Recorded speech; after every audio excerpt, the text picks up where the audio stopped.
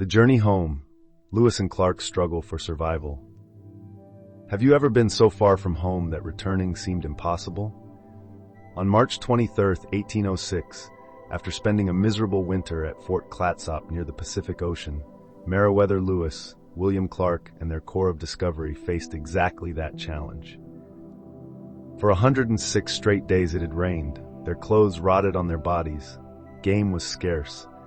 The explorers' journals reveal they were cold, hungry, and increasingly desperate to begin the 4,000-mile journey home.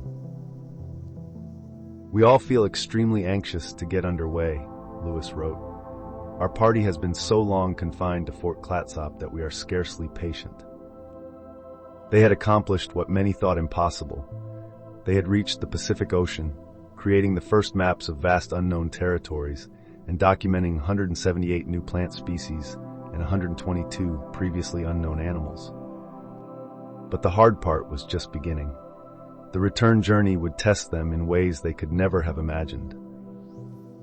With only their accumulated knowledge and the goodwill of native tribes to guide them, the 33-member expedition set off upriver against the powerful Columbia Current. Among them was Sacagawea, the young Shoshone woman whose presence and language skills had repeatedly saved the expedition. Her 15-month-old son, Jean-Baptiste, whom Clark affectionately called Pomp, had been born during the journey west. Unlike their westward journey, Lewis and Clark would face a race against time.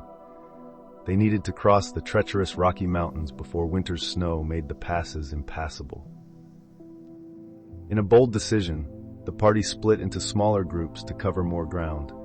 Lewis led one contingent north to explore the Marias River watershed, while Clark headed southeast toward the Yellowstone. Their separation proved dangerous.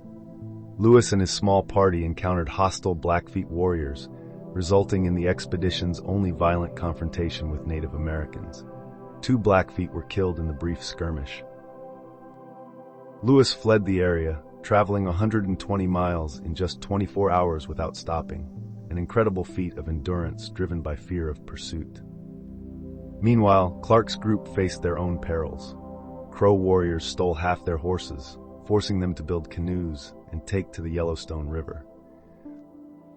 Despite these hardships, the separated groups reunited on August 12th at the confluence of the Yellowstone and Missouri rivers, a moment of celebration and relief.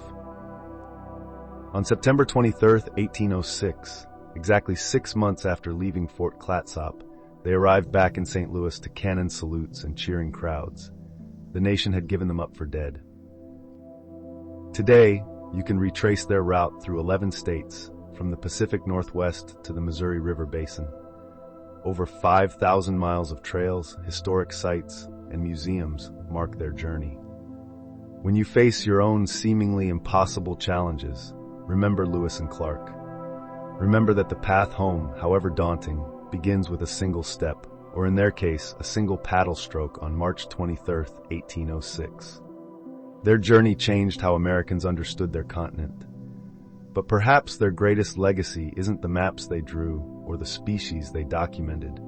It's the reminder that human determination can overcome seemingly impossible odds.